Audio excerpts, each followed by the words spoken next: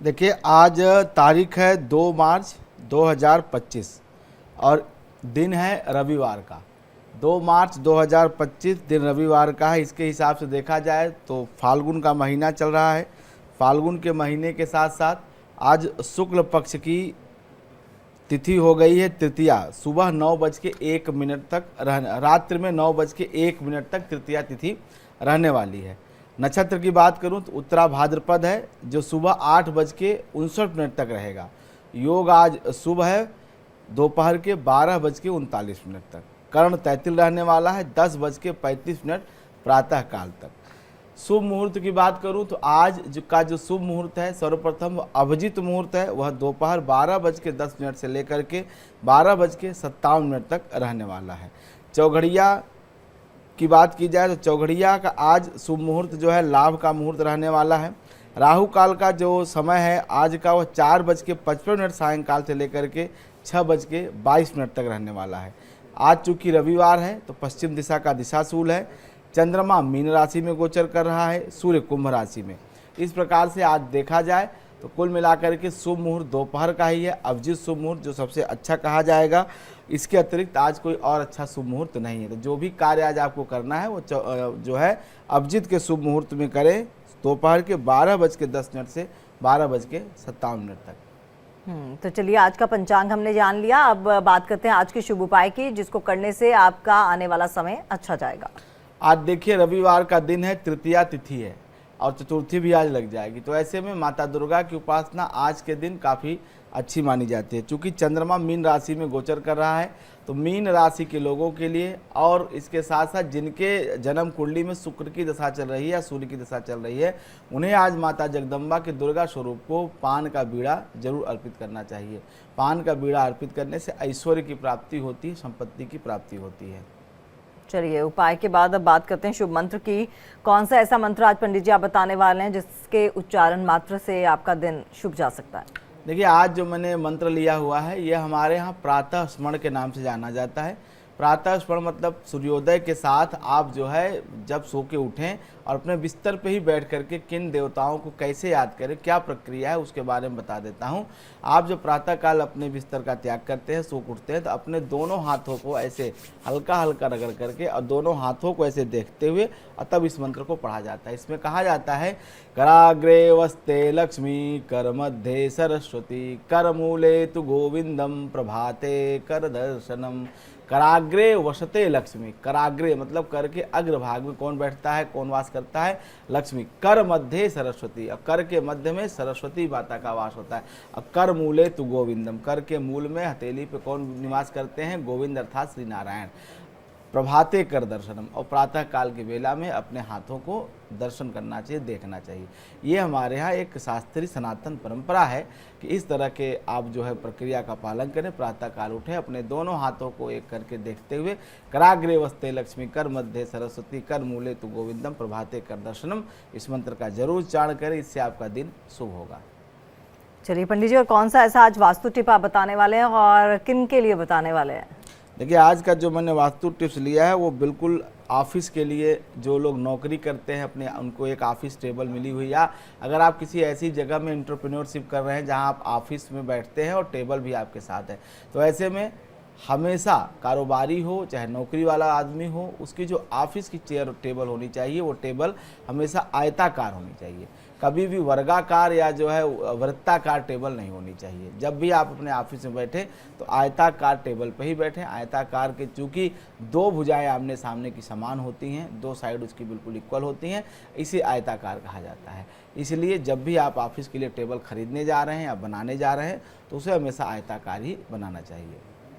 तो चलिए, शुभ वास्तु टिप भी आपको बता दिया गया। कॉलेज का सिलसिला भी थोड़ी देर में शुरू करेंगे। पंडित जी, आपसे सवाल लेकर करना चाहेंगे, क्योंकि आप ऑफिस की बात कर रहे हैं, तो ऑफिस में कई बार हम जाते हैं, हमें अलग अलग तरह के लोग मिलते हैं, क्योंकि ऑफिस में हम जब जाते हैं तो हमें ये नहीं पता होता कि सामने वाला कैसा है कैसा नहीं है।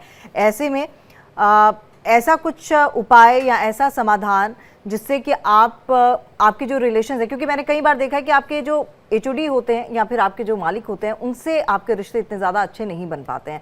तो रिश्तों को ठीक करने के लिए, ताकि ऑफिस में किसी तरह की कोई गड़बड़ी ना हो, उसके लिए क्या कुछ उपाय होते हैं? देखिए, सबसे बड़ी बात है कि जो रिश्ते खराब होते हैं वो सिर्फ प्रदर्शन को लेकर के होते हैं, परफॉर्मेंस का लोड होता है।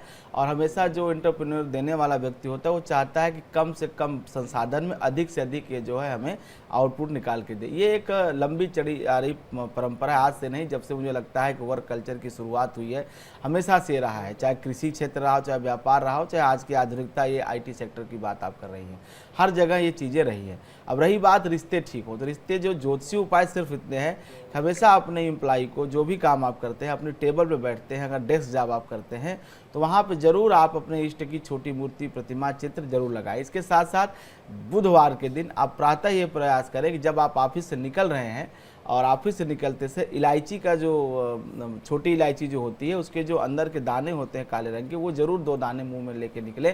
क्योंकि बुधवार के दिन ये उपाय मैंने देखा है, खास करके जो ऑफिस वर्क करते हैं, जो डेली 9 to 5 जॉब करते हैं, उनके लिए बहुत अच्छा उपाय है। उनकी लड़ाई सिर्फ अपने बॉस से नहीं बल्कि कलीग से और साथ काम करने वाले लोग, मतलब घर से निकलते ही तो एक युद्ध है। पहले आप जो है ट्रांसपोर्ट से जा रहे हैं, फिर ऑफिस पहुंच रहे हैं, तो साथ काम करने वाले लोग, आपके सीनियर बॉस या जिससे आप मीटिंग करने जा रहे हैं वह आपका कस्टमर, बहुत सारे लोग होते हैं जीवन में। इसके कई पहलू हैं, एक एक की बात मैं अलग अलग नहीं करूँगा। सिंपल सा उपाय कि आप बुधवार के दिन एक उपाय करना शुरू करें। इलायची के जो दाने हैं उसे आप मुंह में रख के निकलें, तो ये बुध का प्रतीक, वाणी का प्रतीक इलायची आपकी जरूर वाणी की ऐसी स्थिति बना के रखेगा।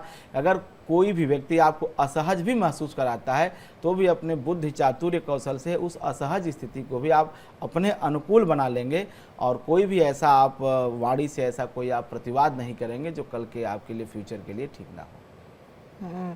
बिल्कुल, कई बार ऐसा होता है कि वाद विवाद हो जाता है, बाद में ठीक है दोनों पक्षों की तरफ से माफ़ी भी मांग ली जाती है, लेकिन गुस्से को कंट्रोल करने के लिए क्या कुछ करना चाहिए?